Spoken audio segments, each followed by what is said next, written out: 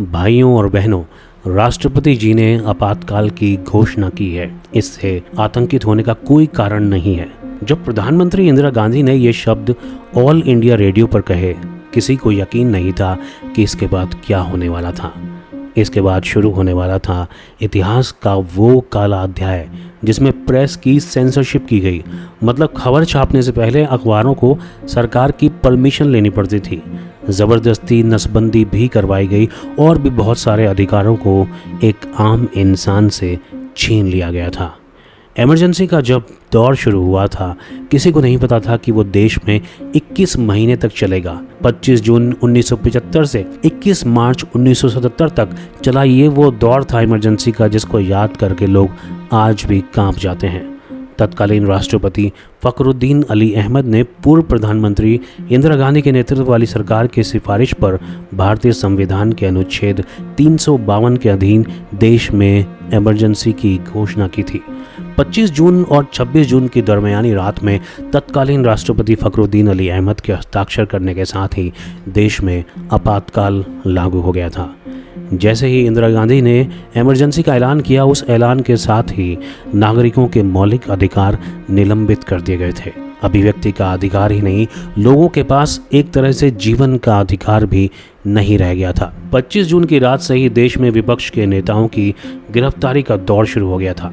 Jayaprakash Narayan, Atal Bihari Vajpayee, Lal Krishna Advani, George Fernandes जैसे बड़े नेताओं को जेल में ठूस दिया गया था। इतनी गिरफ्तारियां हुई थी कि जेलों में जगह तक नहीं बची थी। इमरजेंसी के बाद प्रशासन और पुलिस की भयानक मनमानी की कहानियां सामने आई थी। प्रेस पर सेंसरशिप लगा दी गई थी। हर अखबार में सेंसर अधिकारी बैठा दिया गया। उसकी अनुमति के बाद ही कोई समाचार छप सकता था। सरकार विरोधी समाचार छापने पर गिरफ्तारी हो सकती थी। लेकिन ये सब थमने ही वाला था जब 23 जनवरी 1977 को मार्च महीने में चुनाव की घोषणा हो गई। लेकिन अभी थोड़ा पीछे चलते हैं और इमरजेंसी क्यों लगानी पड़ी उसे जानने की कोशिश करते हैं।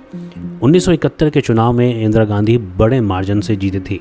खुद इंदिरा गांधी की जीत पर सवाल उठाते हुए उनके चुनावी प्रतिद्वंदी राज नारायण ने 1971 में अदालत का दरवाज़ा खटखटाया था। राज नारायण ने अपनी याचिका में आरोप लगाया था कि इंदिरा गांधी ने चुनाव जीतने के लिए गलत तरीकों का इस्तेमाल किया है। मामले की सुनवाई हुई और इंदिरा गांधी के चुनाव को निरस्त कर दिया गया। राज नारायण संयुक्त सोशलिस्ट पार्टी के उम्मीदवार के तौर पर इंदिरा गांधी के सामने रायबरेली लोकसभा सीट पर चुनाव लड़े थे। वैसे राज नारायण उत्तर प्रदेश के वाराणसी के प्रखर समाजवादी नेता थे। उनके इंदिरा गांधी से कई मसलों पर नीतिगत मतभेद थे, इसलिए वे कई बार उनके खिलाफ रायबरेली से चुनाव लड़े और हारते रहे। लेकिन इस बार उन्होंने इंदिरा गांधी की इस जीत को इलाहाबाद हाई कोर्ट में चुनौती दी और यहीं से शुरू होता है देश में राजनीतिक उथल पुथल का दौर। राज नारायण के कोर्ट में प्रसिद्ध वकील शांति भूषण थे। हाई कोर्ट में दायर अपनी याचिका में राज नारायण ने इंदिरा गांधी पर सरकारी मशीनरी और संसाधनों का गलत इस्तेमाल और भ्रष्टाचार का आरोप लगाया था। उस समय इलाहाबाद हाई कोर्ट के जज जगमोहन लाल मिश्रा ने अपने फैसले में माना कि इंदिरा गांधी ने सरकारी मशीनरी और संसाधनों का दुरुपयोग किया। अदालत ने इंदिरा गांधी के अगेंस्ट फैसला देते हुए अगले 6 साल तक उनके कोई भी चुनाव लड़ने पर रोक लगा दी। लेकिन अदालत ने कांग्रेस पार्टी को थोड़ी राहत देते हुए नई व्यवस्था अर्थात नया प्रधानमंत्री बनाने के लिए 3 हफ्तों का वक्त दे दिया। ऐसी स्थिति में इंदिरा गांधी के पास राज्यसभा में जाने का रास्ता भी नहीं बचा था। अब उनके पास प्रधानमंत्री पद छोड़ने के अलावा कोई दूसरा विकल्प नहीं था। उस वक्त की अगर बात करें तो देश में India is Indira, Indira is India का माहौल था। ऐसे माहौल में इंदिरा के होते किसी और को प्रधानमंत्री कैसे बनाया जा सकता था। साथ ही इंदिरा अपनी पूरी पार्टी में किसी पर भी विश्वास नहीं करती थी।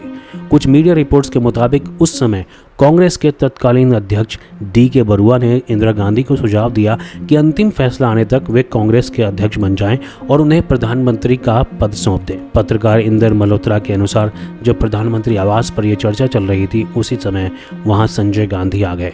उन्होंने अपनी मां को कमरे से बाहर ले जाकर सलाह दी कि वे इस्तीफा ना दें। उन्होंने इंदिरा गांधी को समझाया कि अगर उन्होंने प्रधानमंत्री का पद किसी और को दे दिया तो फिर वह व्यक्ति इसे नहीं छोड़ेगा और आपके द्वारा पार्टी में बनाई गई पकड़ खत्म हो जाएगी। इंदिरा गांधी अपने बेटे के तर्कों से सहमत हो गई और उन्होंने तय किया कि वे इस्तीफा देने के बजाय 3 हफ्तों की मिली मोहलत का फायदा उठाते हुए इस फैसले को सुप्रीम कोर्ट में चुनौती देंगी। इस केस की सुनवाई जस्टिस V.R. कृष्णा अय्यर ने की थी। जज ने अपने फैसले में कहा कि वे इलाहाबाद हाई कोर्ट के फैसले पर पूर्ण रोक नहीं लगाएंगे। सुप्रीम कोर्ट ने इंदिरा गांधी को प्रधानमंत्री बने रहने की अनुमति तो दे दी, लेकिन कहा कि वे अंतिम फैसला आने तक सांसद के रूप में मतदान नहीं कर सकती। अब एक तरफ कोर्ट में ये सब चल रहा था और दूसरी तरफ बिहार, गुजरात में कांग्रेस के खिलाफ छात्रों का आंदोलन भी उग्र हो रहा था। बिहार में इस आंदोलन को हवा दे रहे थे जयप्रकाश नारायण। सुप्रीम कोर्ट के फैसले के अगले दिन यानी 25 जून को दिल्ली के रामलीला मैदान में जयप्रकाश नारायण की रैली थी।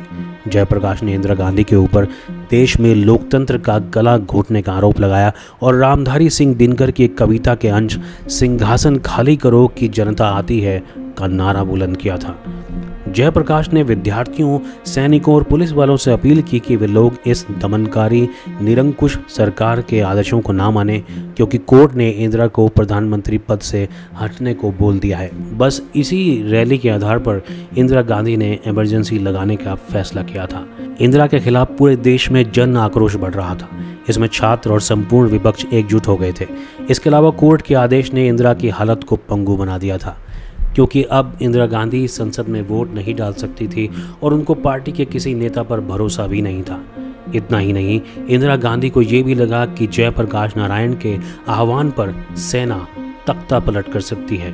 इसके अलावा जयप्रकाश द्वारा बुलाया गया असहयोग आंदोलन भी एक बहुत बड़ा कारण था।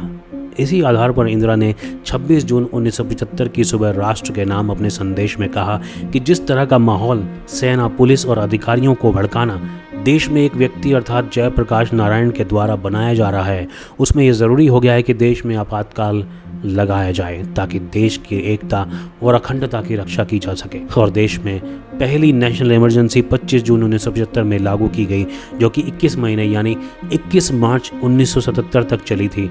उस समय देश के राष्ट्रपति फखरुद्दीन अली अहमद थे।